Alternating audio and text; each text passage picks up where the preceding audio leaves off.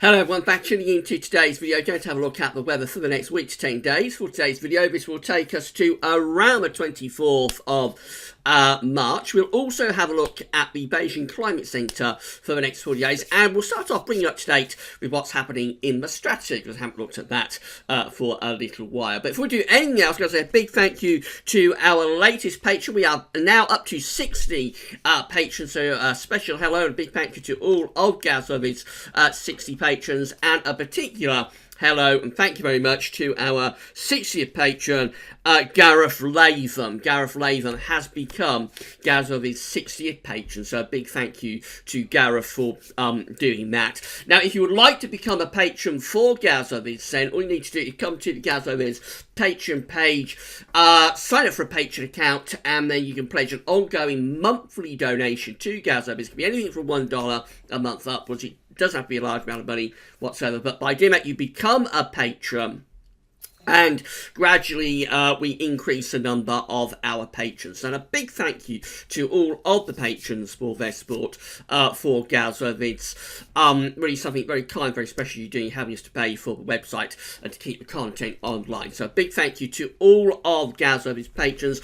Alternatively, you can become a PayPal donor. So this is Gazov's PayPal page. So it's very simple. Everybody's got a PayPal account these days. Just sign into your PayPal account when you come to the Gazov's PayPal page, and then you can pledge an ongoing, or you can pledge a one-off donation to Gazov's.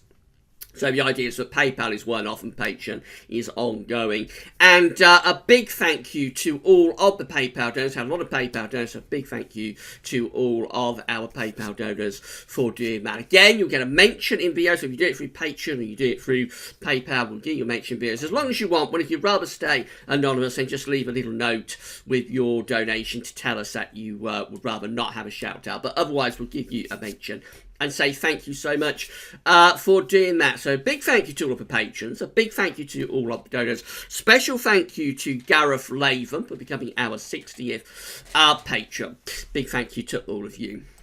Right, so let's see what's happening in the stratosphere. This is the very latest in terms of the temperature in the North Pole at 10 HPA. So the black line tells us where we've been with temperatures through this season. The grey line is the trend line. So at this time of the year, the temperature at 10 HPA, even at the top levels of the atmosphere and stratosphere over North Pole, should be warming up.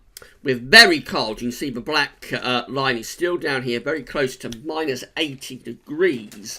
At this point, we should be closer to around minus 50 degrees. So, I mean, we're a long way under average. We're around 30 degrees below average at the moment in terms of the temperature at 10 HPA. The big storyline with the winter, of course, that we had the sudden stratospheric warming that occurred around Christmas and New Year. And ever since that, the temperature has been trending downwards, but going particularly cold through February and now lasting into March. Exceptionally cold, really, at 10 HPA and way below average, and still showing no real signs of coming up. That's the interesting thing. So we reached around minus 80 degrees kind of like at the beginning of February, and we just stayed at that very, very cold level throughout February, and now almost halfway through March, showing no sign of the temperature going back to something closer to average.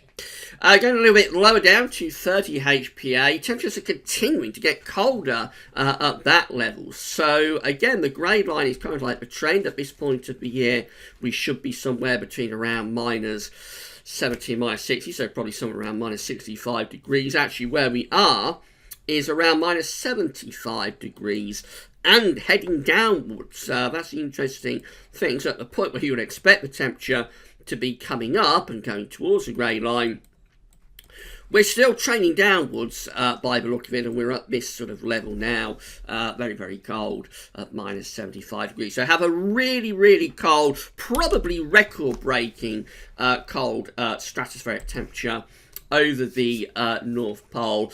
And this is how the GFS is forecasting things to develop over the next couple of weeks in terms of these stratospheric temperatures over the North Pole. So we've got these deep blue colours here over top of the pole. That, of course, is the temperature between around minus 70 and minus 80 degrees. Let's run through and see what happens with this, and we just keep these very cold temperatures going even over the next couple of weeks. So you get to 22nd of March, and you see we've still got those temperatures over top of the pole, somewhere between around minus 70 and minus 80. Quite remarkable. Now, as we go through into the extended range with the GFS, we do finally start to see some signs of temperatures beginning to lift up. Notice how those blue colours are starting to be pushed down in towards Scandinavia and northern parts of Eurasia as we begin to infiltrate green colours into the top of the North Pole. Those are milder temperatures at 10 HP, not a stratospheric warming, but they are a warmer sort of temperature, more like what you'd expect to see at the end of March in terms of the temperature. And on, if we go back to there and then go back to here, so on that sort of scale, it would lift the temperature, let's go back to 10 HPA. On this scale, what we see there from the GFS at the very end of the GFS run, it would lift the temperature back to around here, probably somewhere around minus 50. So we would start to go back towards trend, if you like, if this comes off, because it's very extended range stuff, and certainly for the next week to 10 days, we're going to keep it unusually cold, making record-breakingly cold temperature in the stratosphere at 10 HPA. We've also had near record-breaking zonal winds, or probably record-breaking zonal winds. So this is from weatheriscool.com. It's depicting the performance of the zonal winds at 10 HPA. We've got a strong zonal wind, you're strengthening the zonal westerlies. That's where we are right now. So again, at a pretty much record-breaking level in terms of the strength of the zonal winds for this time of year. The GFS, which is these green-coloured lines you see here, GFS forecasting the zonal winds to weaken a lot. As we move towards April, we see the zonal winds still above average, though, still stronger than average. The grey line here is kind of like the trend for the strength of the zonal winds. So they should be getting weaker at this point of the year. Of course, we are way above that line, and we're up here. So again, remarkably strong zonal winds, weakening in the next couple of weeks, but still probably stronger than average. It may not be until this is April just here. It may not be until we get further into April and then on towards May that we find the zonal winds dropping out. And of course, then we see an end of the polar vortex. We see warmer temperatures in the stratosphere over North Pole, and we see the zonal winds weakening quite a lot. But it's going to take a while to get there because we're at such a cold level and such a strong zonal wind. It will take quite a while to drop this back to something more typical of what you'd expect for the time of the year. So for now, the zonal winds, although weakening, are going to remain very strong. They're going to keep very cold temperatures in the stratosphere over North Pole. In around a couple of weeks, we might start to begin to move closer to what you would typically expect. Now, when you've got strengthened zonal winds, when you've got cold temperatures in the stratosphere, it's a sign for strengthening the zonal westerlies. So it's going along what looked at yesterday in terms of the Arctic Oscillation and the North Atlantic Oscillations. They're both in very positive territory, telling us again that the westerlies are strengthened. And all of these things are kind of like going together with one another to build up a picture, which is that the zonal westerlies are strengthened. They're in a very strong state at the moment, and likely to stay so for the rest of March. Any real change to the overall circulation of the Northern Hemisphere is likely to be more in towards April. Right, so that's what you're update what's happening in the stratosphere. Let's have a look at the 500 millibar height anomaly flowcharts from the Penn State University. We've got the, for the next week to 10 days, we've got the ECMWF here on the top. The GFS, which have a good look in a moment, is on the bottom. 500 millibars, 80,000 feet, is an area in the atmosphere, high pressure, low pressure, are being moved around by the jet stream running above. Red extrapolates high pressure, blue to low pressure. We can see that the ECM has us under a ridge of high pressure in the 7 to 10 day time frame, so a big change on what we've had through the first half of March, with below average heights, low pressure up to the north. The westerlies indicating and the jet stream indicated by the black lines there coming across the Atlantic into Europe. They're going up to our north. So we're going back towards high pressure there with the ECMWF in the 7 to 10 day time frame, and it would be mild too as the jet stream is being shoved off up to our north. This is how the GFS is looking. So again, have below average heights up to our north. We have above average heights ridging from the Atlantic into Europe to our south. The flow, the jet with those tight lines coming across the Atlantic into Europe, looking something like that. So again, both models are kind of in agreement for high pressure to be more dominant anyway in the 7 to 10 day time frame. Should be quite a lot more settled next week, and it should also be quite a lot drier as well. These are the GFS upper air temperature and precipitation ensembles. We're looking at Portsmouth down on the south coast today. So the red line here is the 30-year upper air temperature average for Portsmouth. We're starting off milder than average at the moment. It is quite mild with the air mass today and tomorrow. Over the weekend it's going to be going colder, but only briefly, and then next week we see the temperatures lifting up, and that takes us pretty much towards month's end. Going to be quite unsettled in the next few days, so more bouts of rain coming through the rest of this week and into the weekend. Next week there's the drying trend, so again the trend is still there to be milder and drier next week, possibly taking us through towards the end of the month. Temperature anomalies from the 14th to 22nd of March coming out a little bit above average now, so these are trending milder as we're going further on through the week. I thought they would trend milder, indeed they are, so a little bit milder than average from the 14th to 22nd of March. Precipitation anomalies still average to a little bit above average, but again these are trending drier, and I would expect in 2 or 3 days time they will probably be back to drier than average conditions. But for the week from the 14th today through to 22nd of March, still sort of average to a little bit above average with precipitation. This is how the latest GFS operational run is looking for Sunday. Quite a cold day on Sunday, pulling down these north-northwesterly winds, wintry showers, probably snow showers up in the north. Into next week we start to build this ridge of high pressure up from the Atlantic, so it will be settling down. Initially quite cold next week, but becoming milder as we go through the middle of next week. And in fact, by the time we get through to the middle of next week, we could well be seeing temperatures up to the mid-teens Celsius, with a lot of dry weather, sunny spells in the south, real bursts of spring arriving. Up in the north, a little bit more unsettled up there, but all places will be mild. We keep these settled conditions going through towards the end of next week down in the south. That ridge remains close to us.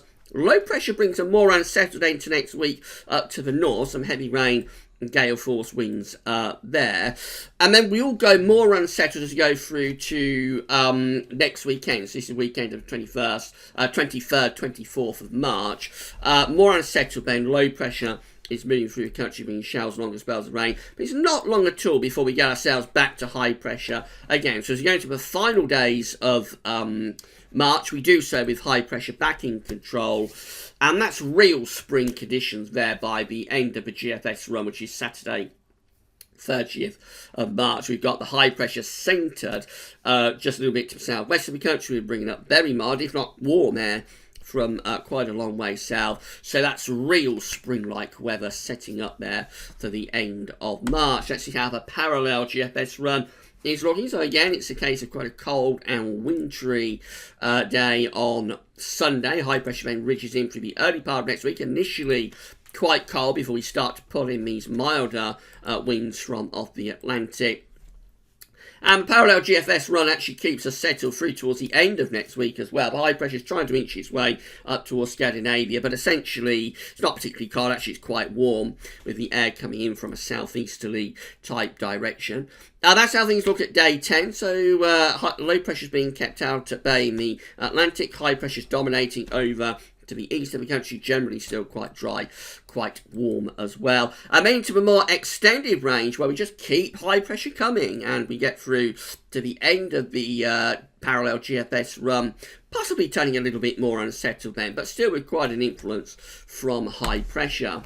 ECMWF, again, we've got cold northwesterly winds on Sunday. Through the course of next week, high pressure increasingly taking over the pattern. bring drier and warmer conditions to many of us through the course of next week. Moving up towards day 10, it's just starting to go a little bit more unsettled, but essentially we've still got high pressure in control of the weather, so quite a lot of dry, if slightly cooler weather as we're going into that weekend of the 23rd, 24th of March. These are the options that are on the table within the ECM ensembles today from the postage stamps at the Icelandic Met Office. This is how the options are stacking up at day 10, which is 24th of March. So we've got 21 members of the ECM ensembles, including the control and operational ECM runs that have a weak ridge of high pressure closer. So we saw it on the operational ECM that we're just looking at. High pressure still more or less in control at day 10, but it is weakened. It's a little bit more showery perhaps, and temperatures are a bit cooler. Then we've got 17 members of the ECM ensembles that have a strong ridge over the country, centred almost over the top of us with low pressure out to the north. The jet stream is pushed off at there. So it brings with us a lot of dry and quite warm weather as well. The winds are pushing up from a southerly southwest direction. And then we've got 13 members of the ECM ensembles with high pressure over and to the northeast of the country. They're bringing in a bit more of an easterly sort of flow. So again, they're quite settled, but they may be a little bit cooler as the air's coming in from the east. But whichever scenario we take, high pressure is in control. It's just the exact position and the strength of it. These are a weaker option with high pressure, but high pressure is still there. And these two are stronger high pressure options. So whichever one we take, it looks like at day 10 high pressure should be dominant. And that's the case as we go to 2 weeks away as well. These again are the options that are on the table within the ECM ensembles in 2 weeks' time, 29th of March. So we've got 16 members of the ECM ensembles with low pressure up to our north. They're a more unsettled one. They are bringing in westerly winds from off the Atlantic Ocean. But then we've got 13 with high pressure pretty much centred over top of the country.